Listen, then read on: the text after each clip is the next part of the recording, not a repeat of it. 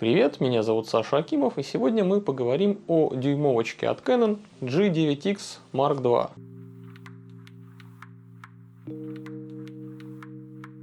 Я уже ранее обозревал системные камеры с дюймовой матрицей, такие как Nikon 1 и Samsung NX Mini. Также в том видео я говорил о том, что это дюйм имеется в виду не настоящий, а видиконовский, то есть это значительно меньше, чем фактический дюйм. Но звучит красиво. Пока что до камер с дюймовой матрицей от Sony и от Panasonic у меня руки не добрались. Но вот недавно приятель мне подогнал для обзора как раз таки G9X Mark II. Это самая такая, не знаю, простенькая, наверное, в линейке у Canon дюймовок. У них там есть G5X, еще и G7X на текущий момент. Отличаются эти камеры, в общем-то, только органами управления и общей эргономикой. Процессоры у них примерно одного уровня, а матрица вообще одна и та же стоит везде. Это 20-мегапиксельный дюймовый сенсор от Sony. Правда, я не берусь судить, с каким поколением RX100 этот сенсор соотносим по характеристикам. Но сам факт, что Canon не самостоятельно разрабатывали новую матрицу для себя, а закупили уже готовое решение, немножко говорит об их хитрожопости. Даже глупый Nikon, когда выпускал свои вот эти дурацкие Nikon 1, камеры сам проектировал матрицы. Они их изготовление единственное, что доверяли подрядчикам, таким как, например, фирма Aptina, ныне несуществующая. Ну а как мы знаем из практики, ну и из многих уже моих обзоров, не все компании грамотно обращаются с матрицами Sony. Например, Nikon и Pentax не просто обуздали эти матрицы, они их прекрасно настроили под свои нужды, и на этих камерах хорошие результаты. А вот Fujifilm и Leica я бы не сказал, что справляются безупречно с настройками соневских матриц. Есть там вопросы к инженерам и программистам. Canon в этой дюймовке тоже я бы не сказал, что блестяще как-то обошлись с матрицей этой соневской. Но про это я расскажу подробнее, когда мы уже будем обсуждать картинки. Но сначала я хочу напомнить, что сегодняшние камеры с матрицами в 1 дюйм, они пришли на замену компактным камерам с матрицами 1 на 1,7. Как-то так получилось, что почти все производители выпустили там коды условно 2012, 2013, 2014 по отличнейшему компакту, какому-нибудь очень крутому, просто по сегодняшним меркам даже очень крутому, с матрицей 1.1.7, но в дальнейшем они полностью забросили подобный размер сенсора и переключились на дюймовки.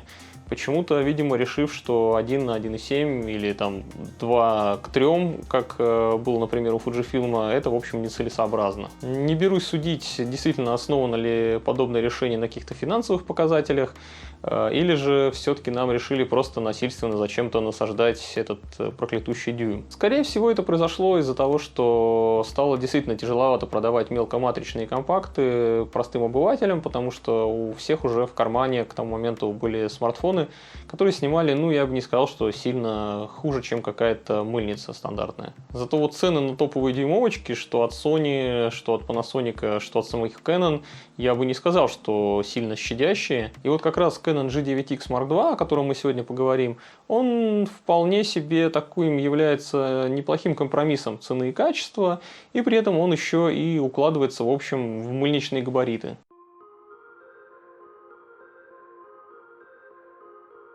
Камера легчайшая. Весит она всего лишь 206 граммов. При этом она сделана из металла. Корпус, все кнопочки, что сзади, что сверху, все органы управления, колечко это, все металл. Собрана она действительно достаточно качественно, так как, ну, что хозяин ее, что я, многократно ее уронили. Ну, повсюду, повсеместно есть какие-то коцки небольшие, все уголки и грани у нее подсколоты, подсбиты, но при этом она прекрасно функционирует, хоть она и в царапинах, но работает замечательно, ей никак это не повредило. Существует две версии окраски, черная и серебристая. Вот у меня, например, серебристая, и вот в ней она выглядит наиболее, мне кажется, симпатично, по крайней мере, если смотреть издалека. Тут вот имеются такие небольшие красные акценты на кнопочках. По бокам с двух сторон здесь такие элементы коричневые с текстурой под кожу. Жаль, конечно, что это не резина какая-нибудь или не силикон, потому что держать не очень приятно. Это на самом деле жесткий пластик. На ощупь отвратительный, но зато, наверное, очень живучий, я подозреваю. Сверху тут имеется довольно дохленькая вспышка. Ну, от нее смысла примерно никакого. Под полноценный башмак здесь места не хватило. На его месте есть динамики, кнопочка просмотра отснятого материала и кнопка включения. Ну, в принципе, вопросов это особых не вызывает, все нормально. Как всегда, кнопка спуска обрамлена рычажком трансфокации, и рядом находится колечко выбора режимов съемки. Оно довольно тугое, за пределы корпуса не выступает. Ни разу не сбивалось. Думаю, проблем с этим не должно быть, тем более оно такое достаточно приземистое. Но когда мы смотрим назад, то, конечно же, осознаем, что компактность это здорово, но не настолько же, ребята. Ну, тут вообще перебор, кнопок-то очень мало. Например, за каким-то хреном тут вынесена отдельно кнопка видео. Не представляю, что за дурень будет видео на эту камеру всерьез снимать, без разъема под микрофон и со скачущим контрастным фокусом. Благо, эту кнопку можно перепрограммировать на другие функции. Также тут есть кнопки, собственно, быстрого вызова меню, основное меню и кнопка инфо. Да, кнопочек, конечно, крайне мало, но если камеру включить, то мы с вами видим огромное количество возможностей по тач-управлению, а оно достаточно хорошо реализовано у Canon. Тут 3-дюймовый сенсорный экран на 1 миллион пикселей. Он не супер яркий, и даже, наверное, с выкрученной на максимум яркостью солнечный день он все-таки бликует и слепнет. Но всеми функциями доступными вполне удобно управлять через него. Можно просто тыкать в какую-нибудь функцию и ее менять уже фактически. То есть там плюс-минус вот здесь, например, или просто пальцем вводить, как тебе удобно. Можно переключать вот этой вот кнопочкой на экране, нажимаешь на нее, и у тебя другая функция становится, и ты можешь ею управлять с помощью колечка вокруг объектива. Вот, и вот так вот переключаешь. То есть, допустим, вот у меня ISO меняю, 12800 не нужно, конечно. Так, вот я, допустим, диафрагмой управляю. Если зайдем в меню, то по нему серфить тоже достаточно удобно. Любые функции можно выбрать. Все очень хороший отклик имеет. Я вопросов к тач-управлению здесь вот в этой части, конечно, не имею. Причем экранчик реагирует даже когда ты в перчатках. Ну, в тонких, понятное дело, не в каких-нибудь там кожаных. Настолько удобное тач-управление, наверное, было разве что у Samsung NX. Ну и сейчас у Panasonic оно, в принципе, на том же уровне, наверное, по качеству исполнения. Но все же некоторые косяки у подобного управления есть. Во-первых, очень долгий доступ к некоторым функциям. Надо минимум 3 раза ткнуть в экран, чтобы включить макрорежим. То есть вот я включаю, выбираю быстрое меню, нахожу здесь режим съемки, это второй тык, и вот третий тык я включил только макрорежим. Дальше я уже, даже 4 раза надо тыкнуть во что-либо, потому что 4-й раз я выбираю, что да, выбрал его. Та же абсолютная история у нас с выбором ND-фильтра, у меня сейчас стоит авто, благо тут есть такая возможность, чтобы если выдержка слишком большая, он сам по себе накидывает. Но опять же, да, если тебе захочется его включить, нужно слишком долго лезть. У того же Рика, который я считаю эталоном управления, что вызов макрорежима, что вызов ND-фильтра можно запрограммировать просто на одиночное нажатие кнопки. Благо кнопок там дохренища, а здесь их нет. Физических, я имею в виду. Но, во-вторых, невозможно держать камеру вот так. Вот если ты ее берешь вот так, это только прям за краешек, это совсем неудобно. Естественно, я хочу ее взять вот так. И у меня в любом случае нажимается быстрое меню. То есть я даже не касаюсь этой кнопки Q, я просто беру вот здесь камеру, и она нажимается. Хотя палец мой не был на Quick меню кнопки, то есть вот он фактически я не на нем, но все равно нажимается. Например, у телефонов, у которых есть экраны такие водопады, как у Samsung, там у Huawei, у них программно ограничена вот эта от фантомных нажатий область. Но здесь немножко не продумали такой момент, поэтому держать ее так нельзя.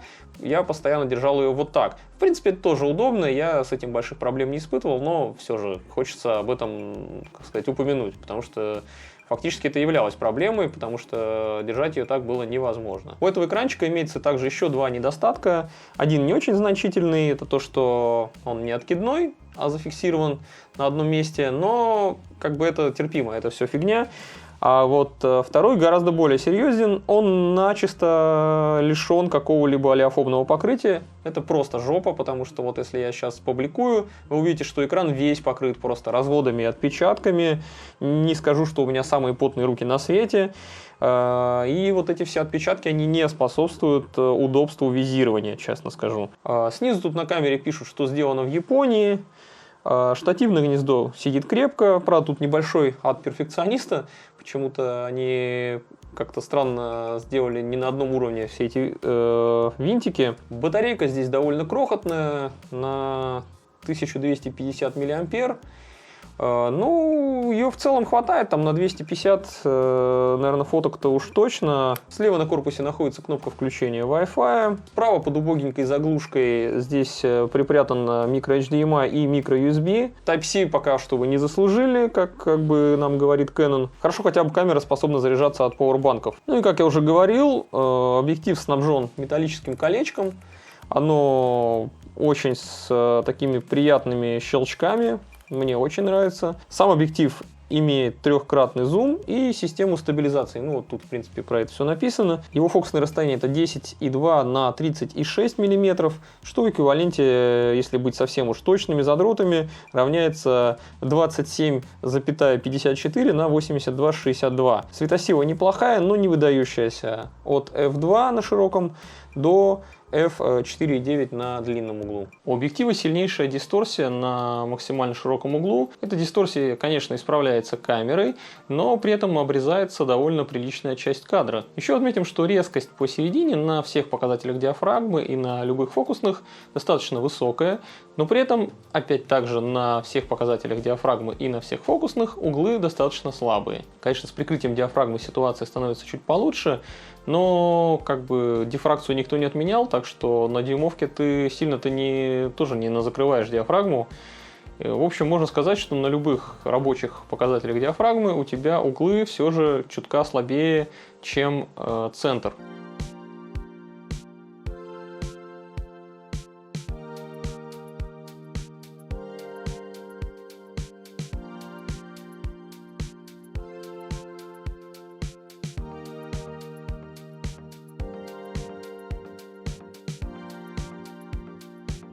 Соответственно, пейзажи из-за такой неровной резкости ты шибко не поснимаешь, потому что на детализированной картинке это будет бросаться в глаза.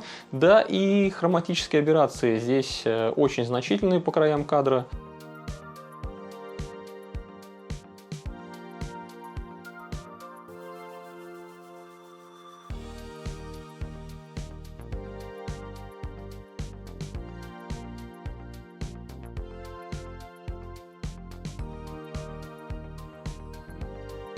Также у линз, у этого объектива чудовищное просветление, если оно вообще какое-то есть, потому что он боится любых засветок. Если ты захочешь поснимать в контровом свете, то считай, что твои картинки просто кранты, она будет выжжена и уничтожена.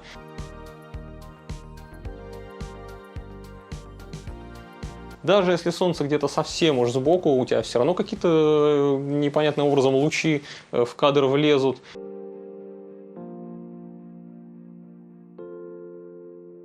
Этот объектив не способен пережить даже каких-то бликов от окон, на зданиях, которые ты в этот момент снимаешь.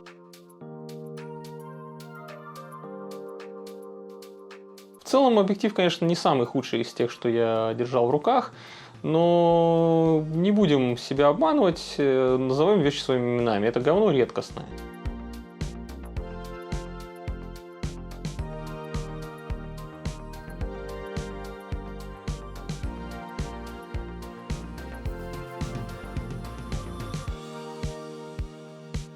Радует хотя бы, что у камеры здесь нормальный макрорежим и позволяет действительно с очень близкого расстояния снимать объекты.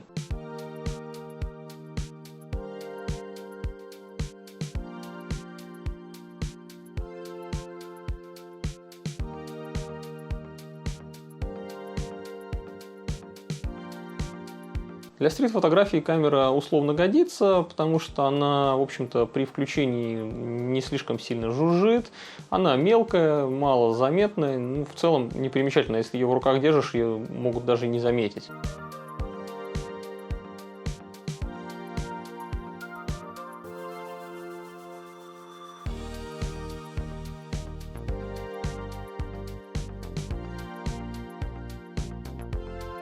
У затвора здесь есть возможность включить электронную шторку. Он, конечно, громче, чем у камер с центральным затвором, но все равно достаточно тихий.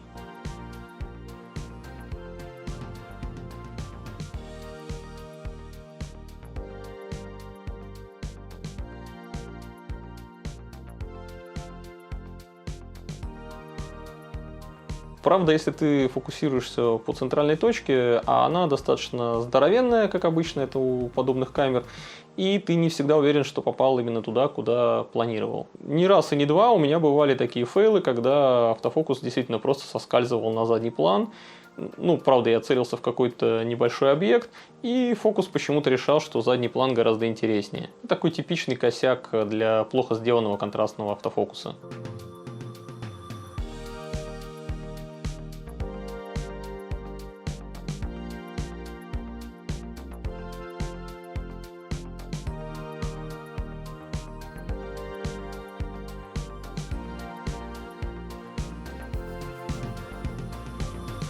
Объектив у камеры очень печальный, автофокус у нее тупит, ну, может быть, хотя бы цвета Canon как-то искупят эти грехи. Но нет, фирменных цветов Canon здесь и в помине нет. Тут скорее какая-то жалкая попытка исправить дефолтные цвета соневской матрицы.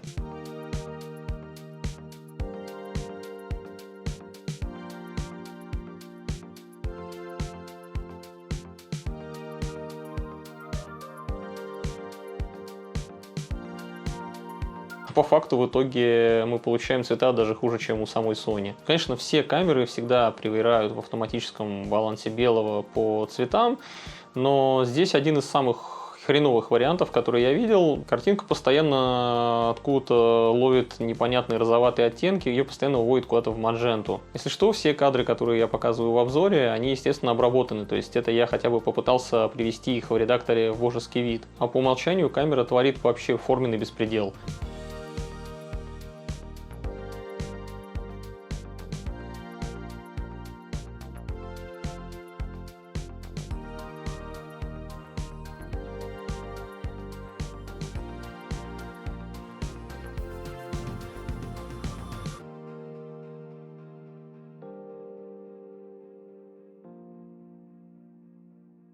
Вот, например, снимок, как его камера интерпретировала.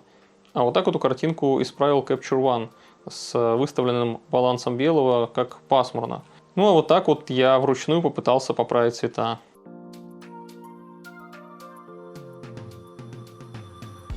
И вот если резюмировать все, что я ранее озвучивал, то у камеры, в общем, есть, конечно, несколько положительных черт. Она снимает действительно значительно лучше, чем какой-либо смартфон или какая-нибудь мыльница. Она отлично собрана, очень качественная сборка. И при этом у нее действительно очень маленькие габариты. Она помещается вообще фактически в любой карман. Вот в карман рубашки я ее спокойно могу положить. Можно и в карман джинсов, она даже не будет сильно отягощать. Так что для тех, кто хочет чего-то большего, нежели смартфон, и при этом за не очень-то и большие деньги, она, наверное, неплохой вариант. Но как инструмент для творчества... Похоже, на своем пути я еще не встретил хорошие дюймовочки, пока что все они были достаточно говенные и никудышные. Но я пока еще не пробовал дюймовки от Sony и от Panasonic, так что, возможно, я и смогу изменить еще свое мнение в будущем. Ну а пока что я считаю, что не обязательно было убивать компакты с матрицами 1 на 1,7 и на 2 к 3. Ибо большая часть тех камер снимала гораздо лучше, чем эти хваленые современные дюймы. Надеюсь, вам было интересно услышать мое мнение, так что... Подписывайтесь, ставьте лайки, пишите в комментариях, что думаете по этому поводу. И до свидания.